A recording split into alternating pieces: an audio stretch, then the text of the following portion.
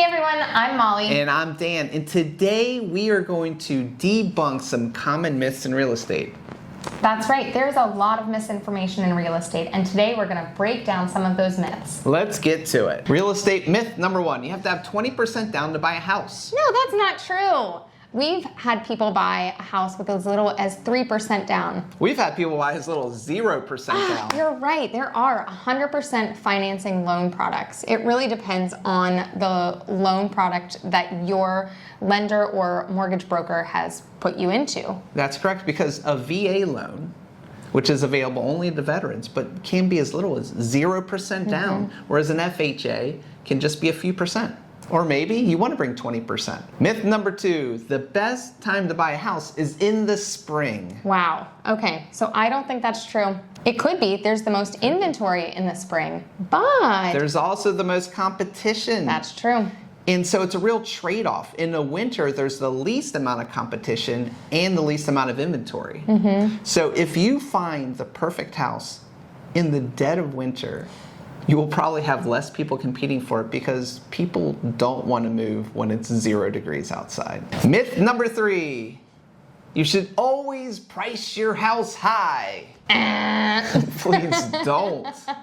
No, you want to price your house in a competitive way so that people are compelled to compete for your house. Yeah, a lot of people think that if I price my house high, someone will come in and maybe they'll talk me down a little, but that's not been our experience. Our experience has been when you price your house too high, people will scroll to it and then they scroll right past it. Yeah, and did you know that we can all see the sales history? And so we can see if that house was just sold 3 months ago for, I don't know, $150,000 and now it's listed for $225,000, or it sold last year. And so consumers are getting smarter and smarter as technology becomes more available, and they can see the sales history, they can see the picture history, and like what improvements have been made. So, should I price my house high? No. Myth number four, you don't need a real estate agent. Oh, is this true? I mean, sure.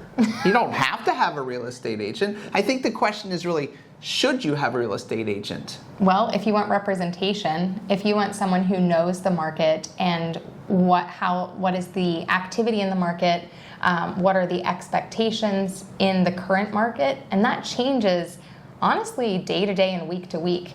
And so you really want somebody who knows what is going on and who has been through this multiple times to be with you and hold your hand through the process.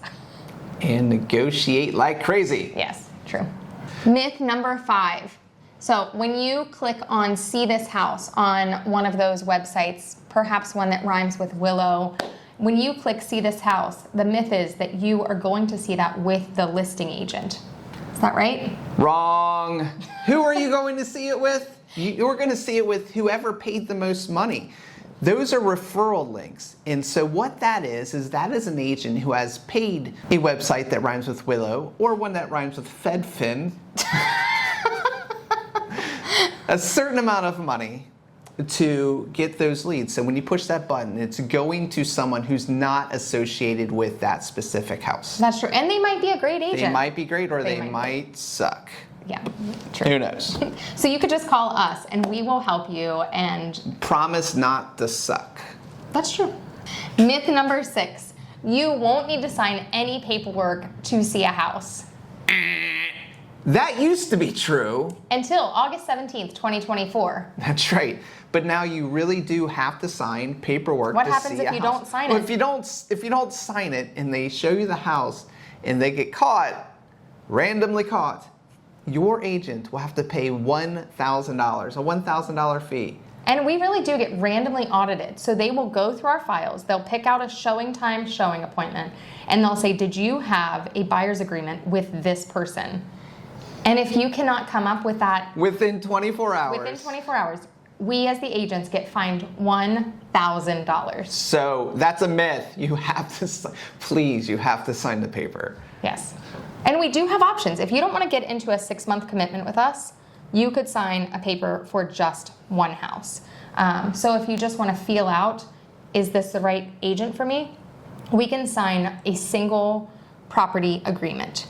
Now, will we do that for 10 properties? No. No, we won't. No, we want commitment. Yes. So there you have it. Some of the real estate myths debunked.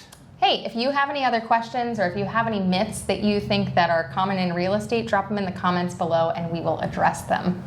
We're Team Tomes. Like and subscribe.